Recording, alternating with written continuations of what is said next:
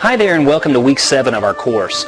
You know, this week is a fascinating one because we're going to look at natural hazards. Now, right here where I am right now in California, I'm in Southern California, and you might think, oh, the most common natural hazards where you are right now, Joseph, are wildfires, earthquakes, and landslides. And you'd be right about that.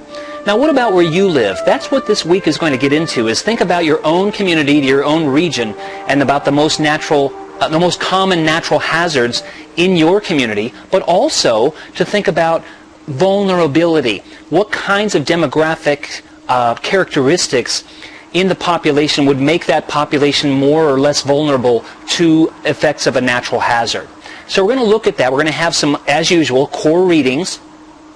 And I'm going to have you reflect on your natural hazards in your community and the ones of concern to you. Also, we're going to think about trends and read about trends in natural hazards, deaths, injuries, damage to property over time throughout human history. We're going to look at social and human considerations in natural hazards, as I've indicated.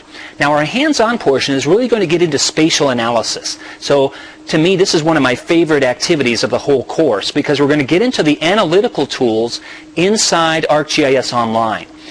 Again, this is core spatial analysis, real geographic, solid analytical tools. We're going to look at identifying populations at risk from natural hazards in Boulder, Colorado using ArcGIS Online. And by extension, you can take these same tools and techniques and apply them to your own community or area of interest. And so can your students.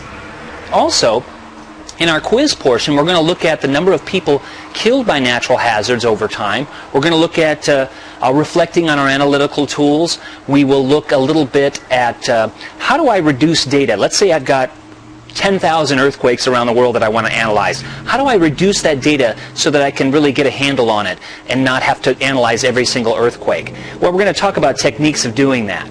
And in so doing, I think it's a valuable skill to learn for other kinds of data sets because we're getting inundated with data, right? And one of the key themes of this course is be critical of the data that you're using, especially when you're using it inside maps, right? Because maps are very useful. They're not perfect. Data is not perfect. How do you manage that and develop those critical thinking skills and skills in using data for your students? So I can't wait to get started. Week 7. Thanks.